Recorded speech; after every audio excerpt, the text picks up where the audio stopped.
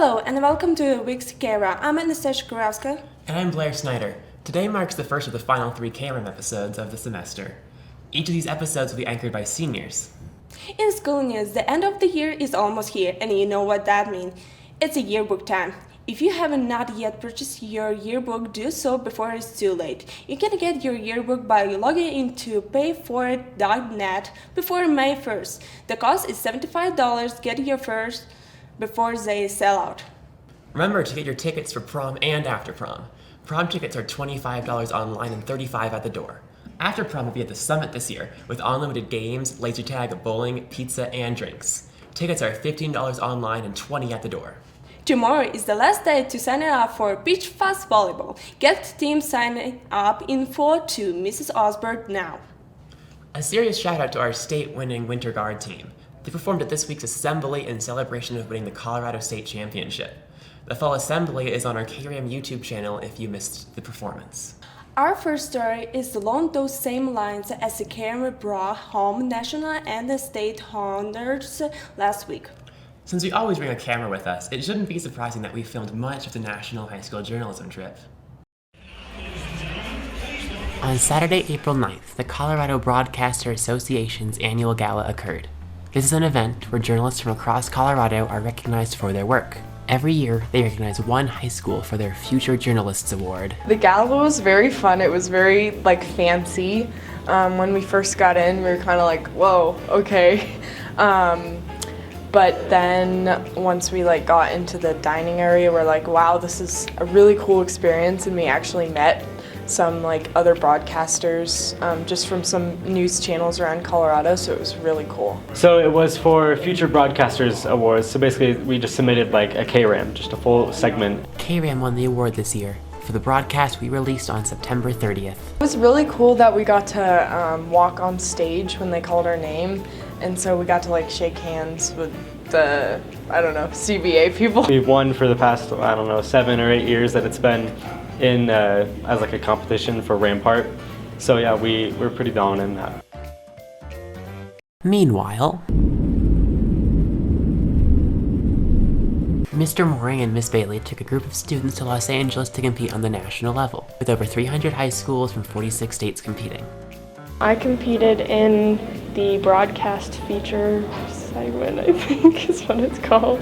I submitted my segment on the peer partner program. I won an excellent rating. I competed in videography for the national competition, and it was based on the theme champions, so I went to the Paralympic Museum and filmed a bunch of things for a 1 minute and 30-second video. I competed in broadcast news story. I submitted my piece that was in a KRAM a few weeks ago. It was on the jazz band and the jazz choir. The competition process was pretty cool. We all sat in a room and we critiqued each other's pieces, and I got some really good feedback. Me and Adam won second place at nationals for our 6 of 8 segment that we sent for Best of Show Individual. Beyond competing, all this was done to increase the quality of our production. The trip was very fun actually, and also very, I learned a lot from the trip, I think, because we went to the conferences and stuff, and I learned a lot from those. I think I learned a lot more about journalism from the sessions.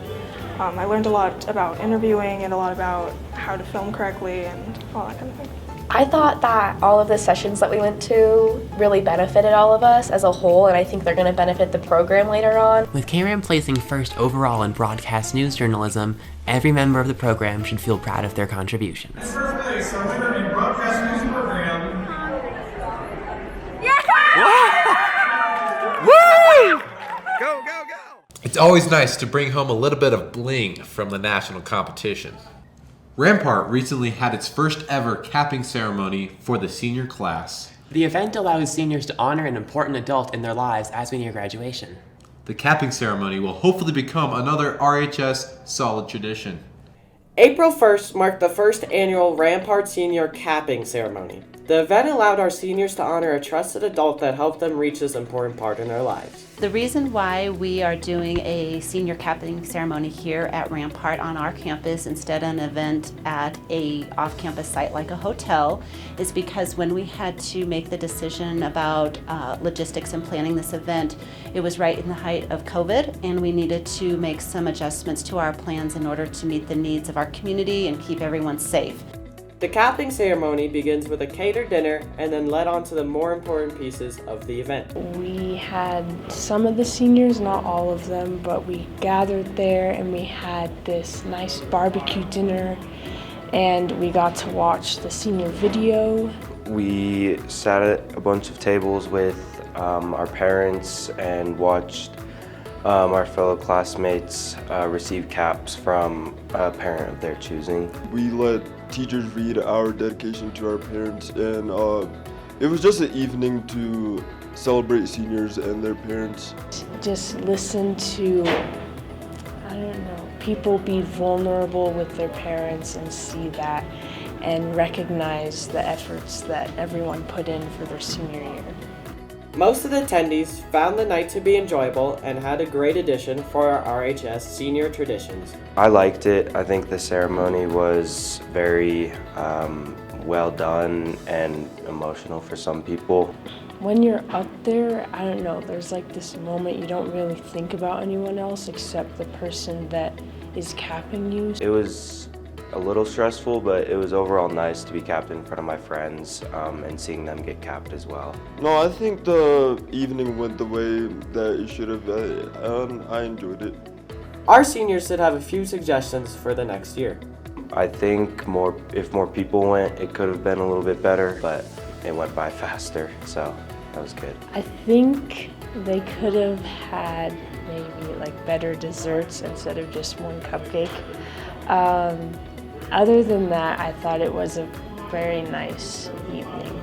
Thanks to all who participated in the capping ceremony, and good luck to our seniors as they enter the next stage of their lives.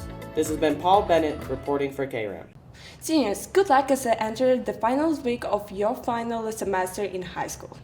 This week also marks the opening of the spring musical.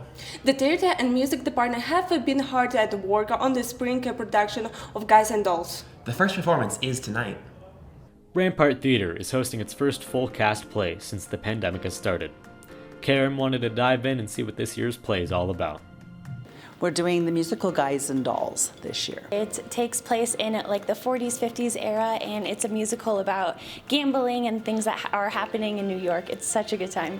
Gambling is against the law at the time, and then the women of the show, the dolls, if you will, have this big push to kind of stop the men from gambling. Right now, what we're doing as a team with the cast and crew has been going on since January. Well, I've been preparing for it all year, but the students auditioned for it at the beginning of February. Oh man, I think that we're all learning a lot in everything that we do with the musical. Everything feels like it's coming together really nicely. Well, struggles are always that we have snow days and all kinds of things that get in the way of holding rehearsals. There's been a lot of learning dances. There's been a lot of kids who haven't been in theater before, so everyone's kind of getting into the groove. Certain scenes where you have a bunch of people on stage gets really difficult. Mainly getting through the first half of rehearsals, which was music preparation. The successes are that we're actually able to do a musical this year with a full audience and things, and so we're coming back to normal. So we're really excited about it. We moved through like our music really quickly. Luckily, it was a really difficult. Kram talked to some of the backstage managers to see what some of the ups and downs of working backstage might be. You get the community of theater, but if you have stage fright or have issues performing, it's like you're not in front of an audience. The adrenaline rush that comes during the show, I mean, everything's really hectic because you have to make sure everything gets on stage in time. You have to make sure everyone's dressed properly. I have a ton of stuff to do as I'm the costume manager, so I'm costuming about like 50 kids, and each of them have at least 2 outfits. I'd say some of the pros are definitely getting to see aspects that you wouldn't see just either being on stage or even just watching a show, because you kind of have that inside look of like how everything gets to where it is. Because this is the first full play in quite some time, Kram wanted to see what Rampart can expect from the show. What you can expect is to come and have a great time. Because it's a musical, there's singing and dancing as well as the acting, of course. We have a lot of fun costumes that we've rented. The sets are great. This play will be something that you can come and enjoy no matter the age range or things that you're familiar with or not familiar with. It's such a high energy show, There's a lot of big group dance numbers and a lot of big group songs. It's a very funny show. It's very bright. It's very colorful. Theater is a great place to find whatever you're looking for. You can do whatever you feel like, and no one's going to tell you you're wrong. It's a great place to build a community and find people. Because it's just so much fun. It's a great break from academic classes, where in theater we're up on our feet, we're active, and you learn to speak in front of a group of people without throwing up. Oh my gosh, there is a place for everyone in theater, and even if you're going through something, theater has always been my place of just like freedom and love and finding people. Probably a good 70% of my friends now came from theater. It's just all about having a good time and creating art, which is what I want to do forever. There will be shows today, tomorrow, and Saturday, all at 7 p.m., as well as one at 2 p.m. on Saturday, with tickets being $10 for adults and $8 for students. See you there, Rams. The performances are tonight, tomorrow, and Saturday, so make sure you go see it. The musical students aren't the only group working hard at RHS. Both track teams are deep into their competitive seasons. The team checked in with us about the season so far. The track season here at Rampart has started, and the team has welcomed a new head coach, Mr. Kozuik. We asked their thoughts on the head coach. He's a really good coach, especially since I've known him since I was a freshman, and I get to know him more after school as in a coaching area. He's a pretty chill dude, honestly.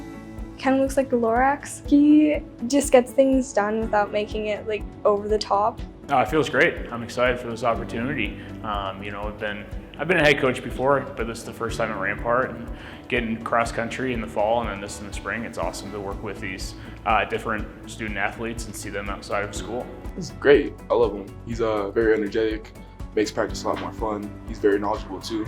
So I'm kind of still new to track, so he's got all that knowledge and it really helps out. I think he's a really funny and supportive coach, and he's definitely implemented a lot of new strategies and techniques, which have been really cool. Well, he's really easygoing, but he also stays on task and gets things done. Track is full of many events. Kram asked what events the players are in. I usually do the 100 and 200 technically. I run mid-distance, so I do anything from the 300 hurdles to the mile. I throw shot put and discus. I do high jump, long jump, and 100 hurdles. With so many pieces of track, there is so much to like about it. We asked what their favorite part about track is. Favorite part about practice is kind of when we split up into each individual event and there's 20 things going on at once, and all the coaches are kind of bouncing around, making sure that athletes are getting the support that they need in all these different events. Track and field, there's so many events that we go through, and it's just awesome that each student can find something that they enjoy and that they're good at, and we can bounce around and help them get better and improve. I like the sprinting acceleration drills. I definitely like when we get to focus on our specific events and kind of break off into our own groups and just work on technique. It's a lot of fun, especially with friends in the program. Just doing my favorite events and hanging out with cool people. The team puts in a lot of hard work. We asked what their goal is for the season. I want to try at least to make it to state and throw 40 feet in shot. I think overall I just want to get better and get closer with the people on the team and maybe get a few new records. I'd like to go to state. Probably to not trip and fall during your race. Honestly, at this point, that's all I want. I want to go to state for high jump, maybe hurdles. Being a senior, I'd definitely like to see some of the underclassmen and improve, and then kind of act as a coach, mentor, guide type. Goal for this year is to hopefully bring home a league title on both the boys and the girls side. We're definitely going out there and competing, and we're coming together really well and at the perfect time. So we wanted to know more about the team, so we asked what an average practice looks like. We warm up, then we run a lot, then we do 72 push-ups, and then we out. Well, for throwers, we practice in the weight room, and then after we finish, we go up to the track and throw for about an hour or so. Average practice, we come together as a team, have a little team meeting, kind of debrief whether it's about the meet that happened last weekend or about what's coming up this week, and then we do a break up into individual groups, go do our own warm-ups, and then yeah. Hope you have an amazing season, Rams. This has been Anna Landis, signing off. Good luck with the rest of the season as you get ready for regionals and state. Our final story today, take a look at the small but dedicated group at the Rampart. Longboarding and skateboarding are activities that inspire an entire community within our own larger population. Kram decided to see why those students feel so strong about their boards. Skateboarders are a huge part of the Rampart community. It's been tough to catch up with them. Let's see what their community is really like and what got them boarding in the first place. I was just bored one summer, so I decided to save up some money from work and buy myself a deck at Zoomies, and I kind of just picked it up from there. My friends in Europe got me more serious into it. I'd go out with them and I'd skate a lot, so. There was this guy, one of my old friends, he used to skateboard all the time, and I always wanted to try to be like him, so he got me into skateboarding.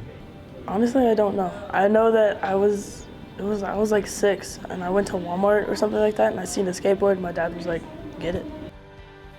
Why did they stick with it? I guess what kept me going was like the constantly getting hurt and wanting to avoid getting hurt, so that kind of driven me to get better at doing tricks, so then I can actually, protect myself in a little bit of a way and still have fun. I mean, if you want to try something and get better at something, skateboarding is a great activity for perseverance. Like, it betters your perseverance, and yeah. In some ways, it's become a mental release. I just like to skate because I feel like everybody has like their own style, I guess, and like you look at different skaters, no two skaters are gonna do the same tricks, so it's like you have your own unique flair.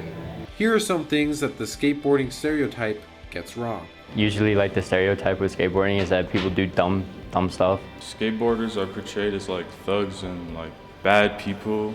I'm not really sure, but once you get to meet them, they're just super chill and down to earth, and you can get along with them really easily. So that we don't care about society, or that like we shouldn't be there for whatever reason. A lot of the nicest people I've met have all been skating because everybody tries to help each other out. For anyone else who's interested in skateboarding, here are some tips. If I had to recommend something, I would recommend don't buy any other bearings other than reds, please. Don't be scared to go up to the skate park because you see other people, because I see a lot of people just outside of the skate park, kind of like on their own in the parking lot, because they feel like if they go inside they'll be made fun of. In reality, everybody's just trying to help each other out. Don't do it, it sucks. It sucks. It sucks. My body hurts so much. Thank you so much for listening. This has been Kenneth Carls, signing off for Kram indefinitely. That's a pretty radical sabbatical. I hope none of them broke their clavicle. That's all we have for this week, Rams. As seniors in KRAM, we've enjoyed bringing you stories that matter this year. I'm Kenneth Carls. I'm Anastasia Kuraska. And I'm Blair Snyder, signing off forever for KRAM. Bye. Nice knowing you, Rams. Bye. Bye. I think I said lifes. Checked in with us about season so far. Ka-chow. Yes, that's right. I'm proud of you, Blair. Listen. Blair messed up. Mr. Boring. I like the record show. I am good. Blair messed up. Rams. Hope you have a great. Oh wait. Sorry. That was your line. You can't. Hold on. Am I in your spot or am I in her spot? You were in my spot. I was.